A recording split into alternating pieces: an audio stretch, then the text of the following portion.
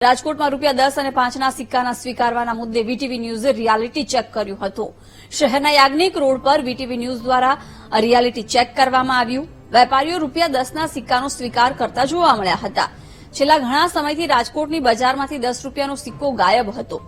Collector દ્વારા પણ ₹10ના સિક્કાને લઈને અપીલ કરાઈ હતી।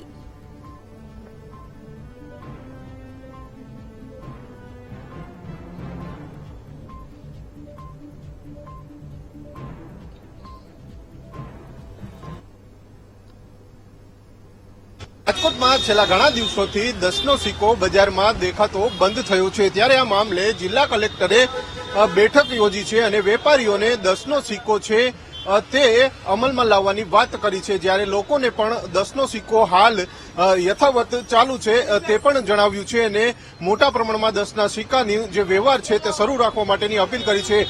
આપણે યાજ્ઞિક રોડ ખાતે આવ્યા છીએ, એક વેપારી છે, પાનના વેપારી, તેમને ત્યાં આવ્યા છે અને ₹10નો સિક્કો છે તે આપીને તેમની પાસેથી વસ્તુ મેળવવાનો પ્રયાસ કરશું। એક પાણીની બોટલ આપો ને 10 વાળી, જે ખાસ કરીને 10ના સિક્કાને લઈને જે પ્રકારની બજારમાં અછત સર્જાઈ છે, ત્યારે છેલ્લા ઘણા સમયથી બજારમાં 10ના સિક્કા લોકો સ્વીકારવાનું બંધ કરતા હતા, વેપારીઓ સ્વીકારવાનું બંધ કરતા હતા, પરંતુ આ મામલે જિલ્લા કલેક્ટરે પણ હવે આંખ લાલ કરી છે। ત્યારે હવે વેપારીઓ પણ જે 10નો સિક્કો છે તે ફરીથી સ્વીકારી રહ્યા છે। આપણી સાથે વેપારી છે, તેમની સાથે વાત કરશું।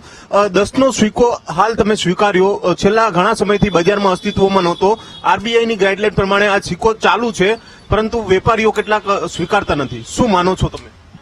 ના સાહેબ, હું આપને જણાવીશ કે કલેક્ટર સાહેબ શ્રીના આદેશ અનુસાર આજરોજ જે જાહેરાત છે એના સંબંધીને એકચ્યુઅલી ચલણી નાણું Day 1 થી સ્ટાર્ટ છે। આરબીઆઈ નું ભારતીય ચલણી નાણું જયારે બહાર પડેલો ત્યારથી ચાલુ છે, એના ઉપર કોઈ પણ જાતની એવી ગાઈડલાઈન આવેલી નથી કે આ બંધ થઈ ગયું। અને અમે લોકો કલેક્ટર સાહેબ